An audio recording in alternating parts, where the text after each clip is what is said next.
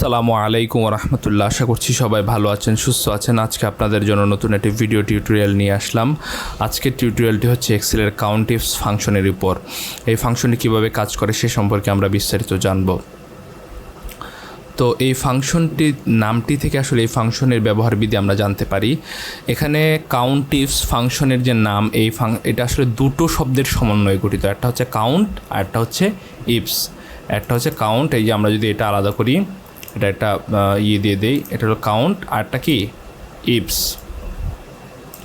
তো ইফ শব্দটা আমরা শুনছি, ইফস কিন্তু খুব কম মানুষ শুনছি না। ইফটা আমরা খুব কম মানুষ শুনছি। আমরা অন্য একটা কালার দিই, যেটা হ্যাঁ এটা ওকে ফাইন, এই কালারটা দিলাম। দেখেন কাউন্ট এবং ইফস।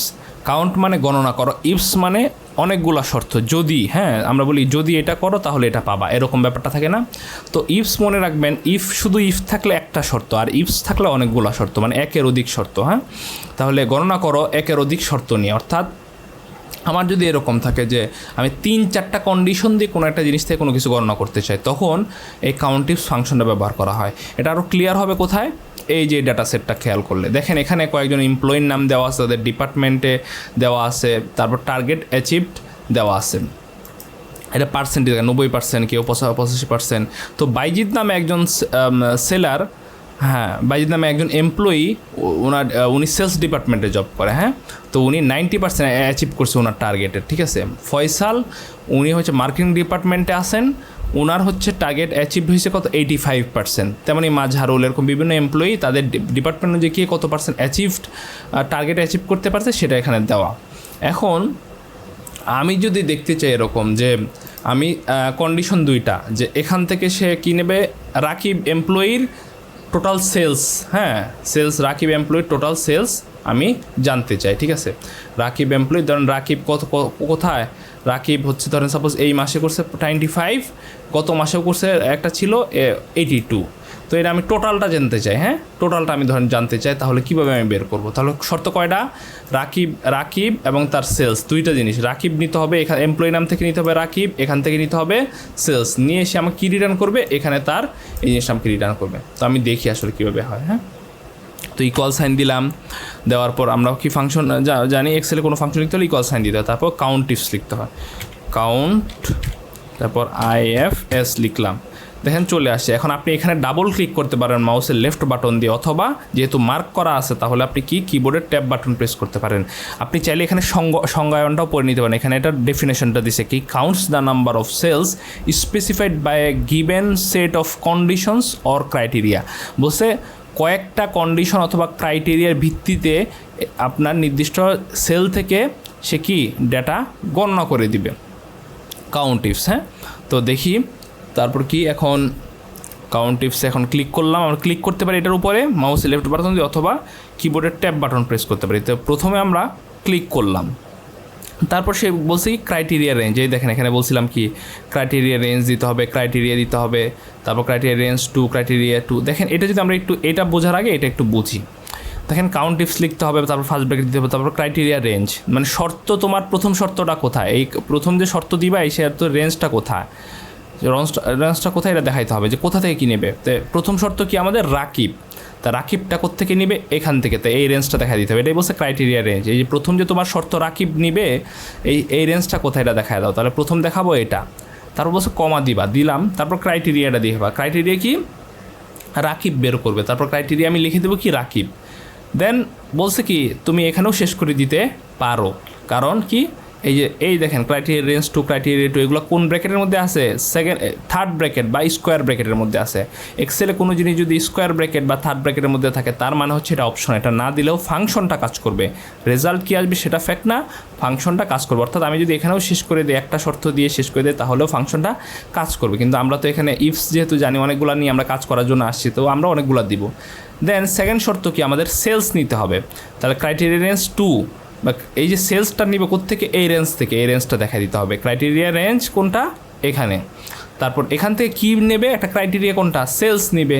তাই এই কমা দিয়ে আবার ক্রাইটেরিয়া 2 জায়গায় কী দেবো, সেলস দিব, দিয়ে আমার ব্র্যাকেট ক্লোজ করে দিলেই সে আমাকে রাকিবের টোটাল অ্যাচিভ গত মাস এবং টোটাল অ্যাচিভটা সে আমাকে বের করে নেবে। তো আমরা দেখি কাউন্টিফস তারপর ক্রাইটেরিয়া রেঞ্জ 1 কোনটা, আমরা প্রথম রাকিব বের করবো কোত্থেকে, এখান থেকে। তাহলে এখানে ক্লিক করে দিলাম, এখানে আমরা দেখাই দিলাম। কীভাবে দেখায় আপনারা তো জানেন, রেঞ্জ দেখানোর নিয়ম কি, প্রথম ঘরটা দেখাইতে হয়, তারপর কোলন চিহ্ন দিতে হয় এবং শেষ ঘরটা দেখাইতে হয়। তাহলে দেখেন এখানে আপনি দেখেন কোলন দেওয়ার সাথে সাথে সে B3 আবার নিয়ে নিছে, তার মানে সে ধরে নিছে আপনি এখান থেকেই শুরু করবেন, এখানেই শেষ করবেন। তো আমরা চাচ্ছি এই পর্যন্ত আসবে, তো শেষটা ক্লিক করার সাথে সাথে দেখবেন শেষ B3 চলে যাবে, ওটা নিয়ে টেনশন করার দরকার নেই। ক্লিক করলাম, দেখেন শেষ B3টা চলে গেছে। তো রেঞ্জ দেখায় দিলাম, দেন কমা দিব, কমা দিলাম।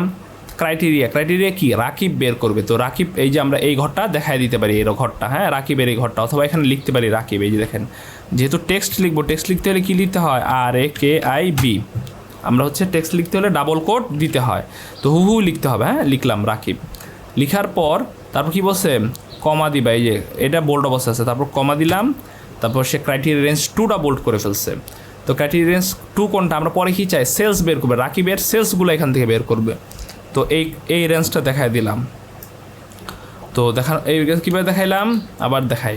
প্রথম ঘর, তারপর শিফট চেপে, কিবোর্ডের শিফট চেপে এলের যে ডান পাশের প্রথম ঘরটা আছে সেখানে ক্লিক করলেই সে কোলন চিহ্ন নেবে, পাশাপাশি ওই সেলের নামটা আবার নিয়ে নেবে। কেন, এটা আগে ব্যাখ্যা করছি যে সে ভেবেই নেয় যে এখান থেকে শুরু হবে, এখানেই শেষ হবে। কিন্তু আমরা শেষ ঘরটা দেখাই দিলাম, শেষ ঘরটা কোনটা, এটার উপর ক্লিক করার সাথে সাথেই সে শেষের C3 উঠায় দিয়ে শুরু থেকে শেষ পর্যন্ত নিয়ে নিল। তারপর কী দেবো, এই যে দেখেন এখানে কী দেওয়া আছে, এই যে কমা, কমা দিলাম। ক্রাইটেরিয়া 2 দিতে হবে, এখন ক্রাইটেরিয়া 2টা বোল্ড অবস্থা আছে। ক্রাইটেরিয়া 2 কি, সেলস বের করে নিয়ে আসবো। তো আমরা এখানে ম্যানুয়ালি লিখবো সেলস, এটা কী দিয়ে দিতে হবে, যেহেতু এটা টেক্সট, এটা লিখতে হবে ইসের ভিতরে, ডাবল কোটের ভিতরে। তো দিলাম, তারপর আবার কোড দিলাম। দেওয়ার পর এখন আমাদের কোনো শর্ত আছে না, আমাদের কোনো শর্ত নাই। তারপর কি, এখন আমরা কি করব, ব্র্যাকেট ক্লোজ করে দেবো। এখন আমরা কি করব, ব্র্যাকেট ক্লোজ করে দেবো, যেহেতু আমাদের আর কোনো শর্ত নাই। দেখি আমাদের রেজাল্ট কী আসে, দেখেন এটা আসছে 2, এটা কি আসছে 2, অর্থাৎ এই যে রাকিব এবং সেলস এরকম আছে কয়টা, 2টা। সে কিন্তু এখানে সাম ইফ বা যোগ করবে না, এখানে কি আমাকে রিটার্ন করবে, সে আমাকে রিটার্ন করলো কি, কাউন্ট করলো যে রাকিব সেলস আছে এখানে কয়টা, রাকিব সেলস ডিপার্টমেন্টের রাকিব আছে কয়টা, রাকিবের এই ডাটা শিটে রাকিবের সেলস আছে কয়টা, 2টা ডেটা আছে। দেখেন এই যে রাকিব সেলস একটা, তারপর আর কোথায়, এই যে রাকিব সেলস আরেকটা, এখানে 2টা রাকিব আছে। এটা কি, সে আমাকে সেলস করে বের করে দিল। দেন আমরা যদি এখানে আবার যাই, শুধু সেলসটা দেখি, এটা কিন্তু কি করে, কাউন্ট করে। এখানে কাউন্ট ইফ মানে গণনা করো, এখানে কিন্তু সাম ইফ যোগ করতে আমি বলি না, এই জন্য সে আমাকে 2টা দেখাইছে। দেন ইকুয়াল কি, কাউন্ট ইফস দিলাম, ডাবল ক্লিক করলাম। তারপর বলছে ক্রাইটেরিয়া রেঞ্জ 1 দাও। তা আমরা কি এখন বের করবো সেলস কোত্থেকে, আসবে এই রেঞ্জ থেকে, কারণ এখানেই তো সেলস শব্দটা আছে। তাহলে এই রেঞ্জটা আমি দেখা দেবো। আমরা কি দিতে পারি, আমরা আগে ম্যানুয়ালি দিছিলাম না, প্রথমটা দিছিলাম, কোলন চিহ্ন দিলাম, শেষটা দিছিলাম। এখন আর ম্যানুয়ালি না দিয়ে এই ঘরের উপরে যাব, শুরুর ঘরটা, তারপর মাউসের লেফট বাটন প্রেস করে ধরে নিচের দিকে টানতে থাকবো মাউসটা, হ্যাঁ টানতে দেখবেন যে পুরোটা নিয়ে নিছে, C3 কোলন C9 পর্যন্ত নিয়ে নিছে। নেওয়ার পর কি বলছে, কমা দিতে হবে, কমা দিলাম। তারপর হচ্ছে ক্রাইটেরিয়া 1 দাও। এখন প্রথম ক্রাইটেরিয়া কি, আমরা একটা ক্রাইটেরিয়া দিয়ে কাজ করবো, এখন শুধু সেলস বের করতেছি, এখানে সেলস কয়টা আছে।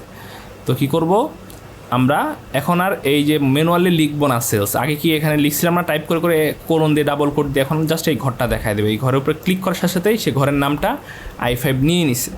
সো দেখানোর পর এখন যদি আমরা ব্র্যাকেট ক্লোজ করি, এন্টার চাপি, সে আমাকে রিটার্ন করতেছি কি, এখানে সেলস আছে কয়টা, 5টা। দেখেন 1টা 2টা 3টা 4টা 5টা সেলস আমাকে সে রিটার্ন করছে, ঠিক না। এখন আমরা আরেকবার করি তাহলে সুবিধা হবে। ইকুয়াল কাউন্ট ইফস, তো আমরা এই যেটার উপর ডাবল ক্লিক করলাম, ক্রাইটেরিয়া রেঞ্জ 1। এখন ক্রাইটেরিয়া কি, ফয়সাল বের করতে হবে না, ফয়সাল। তাহলে এখান থেকে এই রেঞ্জটা দেখায় দিব, এই রেঞ্জ থেকে পরে কি কমা বের করবে কি, ফয়সাল। তারপরে আমরা এখন ফয়সাল না লিখে ম্যানুয়ালি এখানে জাস্ট এই ঘরটা ক্লিক করে দিলাম, তো ফয়সাল সে নিয়ে নিল, K5 মানে এই ঘরে যা আছে সে নিবে। তারপর কী দেবো, আবার কমা। আর একটা শর্ত কি, মার্কেটিং বের করবে কোত্থেকে, এই রেঞ্জ থেকে। তো এই রেঞ্জটা আমরা এই যে ড্র্যাগ করে দেখায় দিলাম। তারপর আবার কি, এই যে দেখেন এই যে এখানে কমা দিতে হবে, এখানে সব আমরা স্টেপ বাই স্টেপ যাচ্ছি, এখানে দেখে ক্রাইটেরিয়া 2 দাও। 2 কোনটা, আমাদের মার্কেটিং বের করবে। তাহলে মার্কেটিং বের করবে কোত্থেকে, এই সরি ক্রাইটেরিয়া 2 কোনটা, এখন মার্কেটিং বের করবে, রেঞ্জ তো দেখাইছি, এখন এখান থেকে বের করবে কোনটা, এই এখান থেকে মার্কেটিং বের করবে। তাহলে মার্কেটিংটা আমরা ক্লিক করে দেখাই দিলাম, এই যে এখান থেকে দেখানোর পর শিফট চেপে যদি 0 চাপি আমরা, তারপর এন্টার চাপি, দেখেন আমাকে রেজাল্ট দিচ্ছে কি 1, অর্থাৎ এখানে ফয়সাল মার্কেটিং আছে কয়টা, একটা। ফয়সাল এবং মার্কেটিং আছে কয়টা, একটা।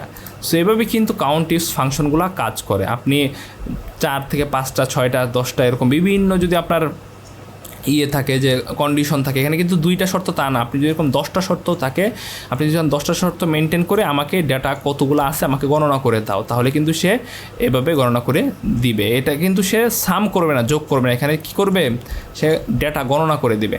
তো আশা করছি ফাংশনটি আপনারা বুঝতে পেরেছেন। নতুন কোনো টিউটোরিয়ালে নতুন কোনো ফাংশন নিয়ে আলোচনা হবে। সে পর্যন্ত আল্লাহ আপনাদের ভালো রাখুন, সুস্থ রাখুন। আসসালামু আলাইকুম রহমতুল্লাহ।